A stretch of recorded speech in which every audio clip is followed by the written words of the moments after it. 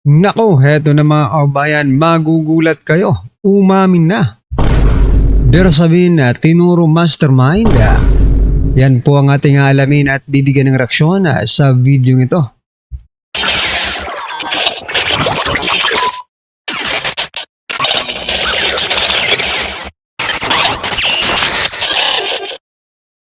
Pero pasadahan po muna natin mga kabayan, ito pong nagte-trending na balita ngayon patungkol po kay Soto mga kabayan at dito po sa China, no? Ito pong sino ba ito? Si Xi Jinping, Chinese Embassy Chinese Embassy Philippines spokes. Ayan.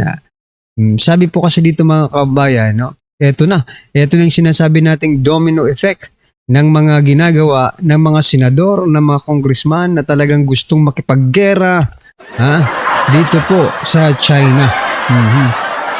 Sabi po dito ni Jinping, milyong-milyong trabaho nanganganib na mawala.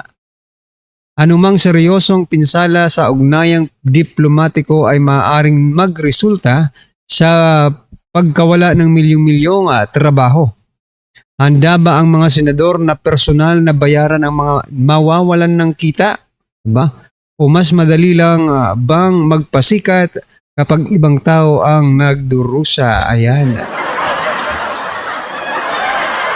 So, eto na.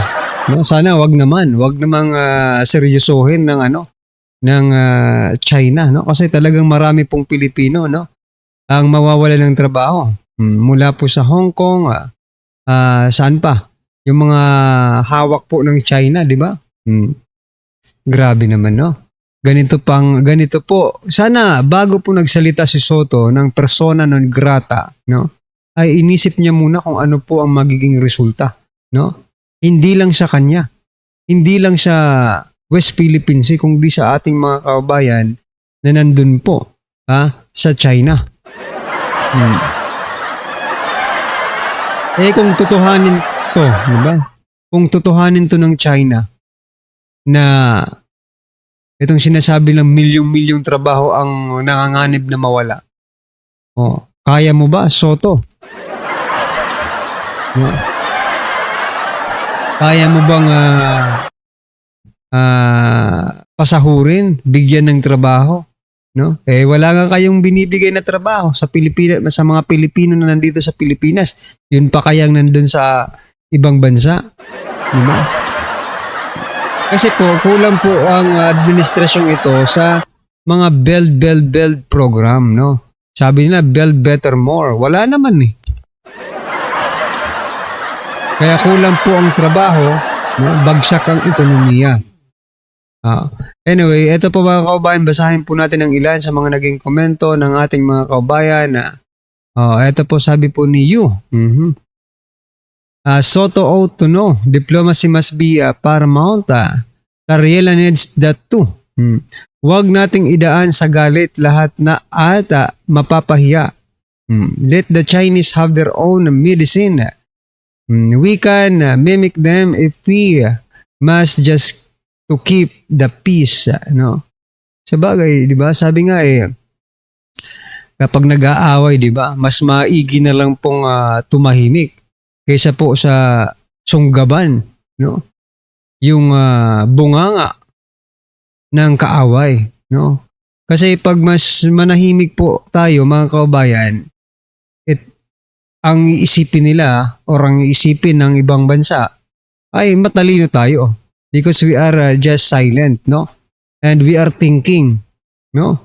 Kapag ikaw ay salita naman, may sabi nga ano ba yung kasabihan mga kababayan na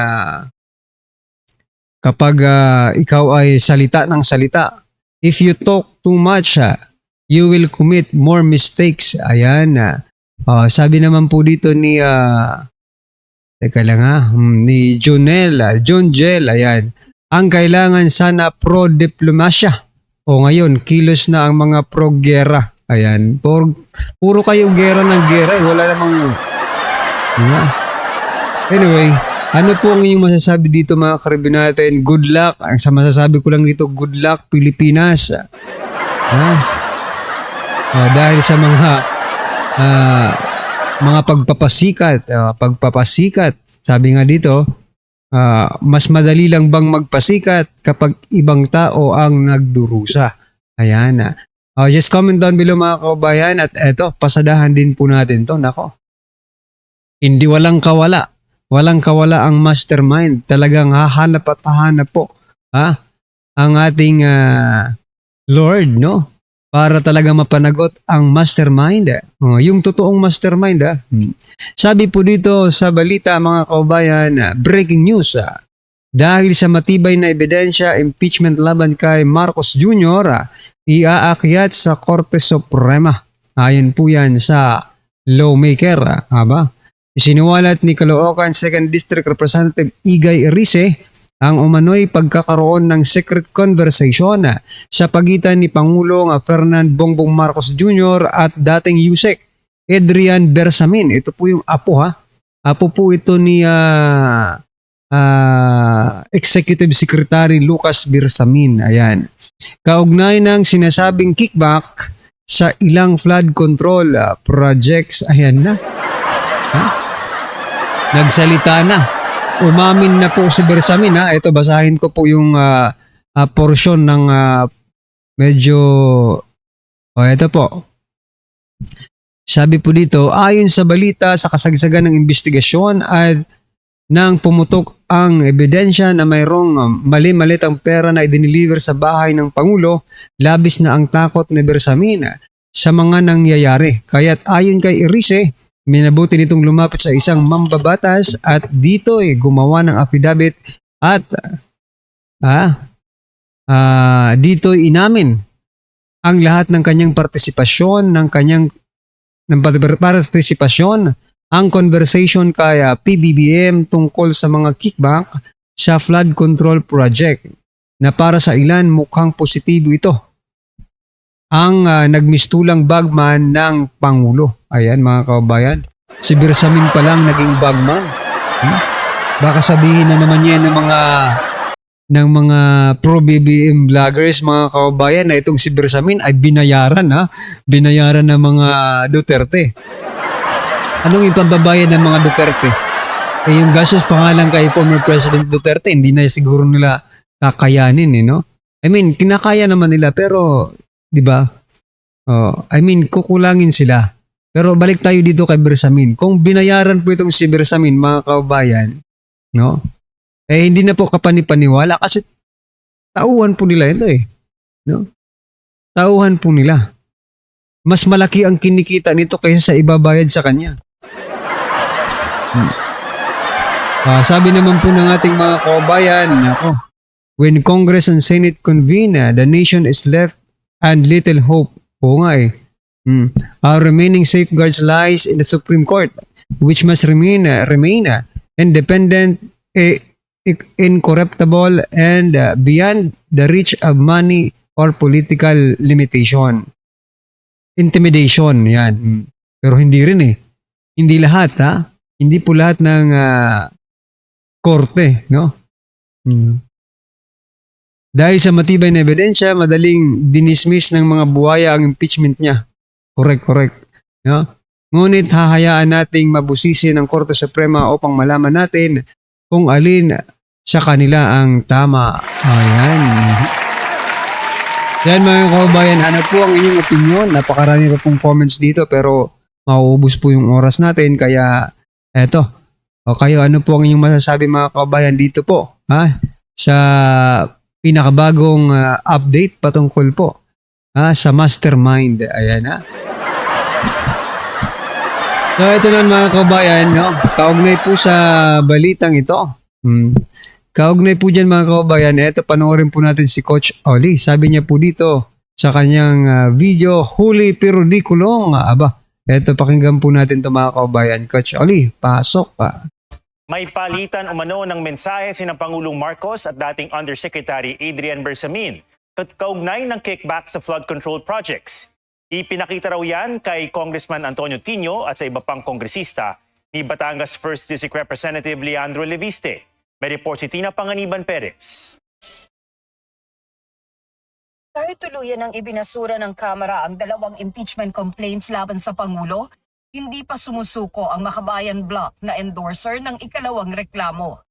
Sabi ni ACT Teachers Party List Representative Antonio Tino, may ebidensyang lumahok at nakinabang si Pangulong Marcos sa kickbacks mula sa flood control projects.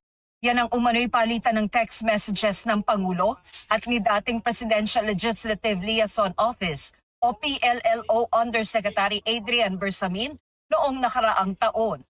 Mga komunikasyon sa pagitan mismo ng Pangulo at saka ni Undersecretary Adrian Bersamin. Ang lumalabas talaga ay siya yung personal runner, ibig sabihin utusan, bagman, Bersamin. Complete na po ang 7.122 delivery sa akin. Tapusin ko po computation today. That was March 24, from July 10, 2025. Ito nga yung nagpapaabot si Bersamin na meron pong cash delivery. Dadalhin natin sa 2 billion, dadalhin sa Nara residence. Okay? At ang sabi naman ng Pangulo, quote, sasabihan ko si June Baris. Quote. Matatanda ang si Bersamin ang itinuro noon ni dating Congressman Zaldico na nagkumpirma sa kanyang may pinapa-insert umanong 100 billion pesos si Pangulong Marcos sa budget.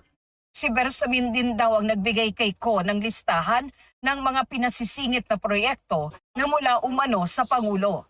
Tahasa na itong itinanggi ng Malacanang noon. Ayon pa kay Tino, pwedeng ibangga ang umano'y text messages sa pahayag noon ni dating DPWH Undersecretary Roberto Bernardo. Correlate natin ito dun sa salaysay naman ni Bernardo na in March, meron siyang kinomplete na mga deliveries including one delivery of is it around 2 billion, ganon, in an armored van. Diba? Sabi ni Tino, nakarating din kay Congressman Edgar Erice at iba pang kongresista ang palitan ng mensahe. Ang nagpakita raw ng messages, si Batangas 1st District Representative Leandro Leviste. So yan mga kabayan, no? Gumagalaw pa rin eh. Uma-action pa rin si Congressman Leandro Leviste, ha? Kakala ko kasi tahimik na eh. Biglang na nahimik mga kabayan. Pero eto pala. Naka-preposition na yung kanyang mga mga ebidensya mga kabayan. So anyway, ano po ang inyong opinion, reaction patungkol dito mga kabayan? Just comment down below. Ayan. Maraming salamat po. Please don't forget to like and subscribe. Maraming salamat po.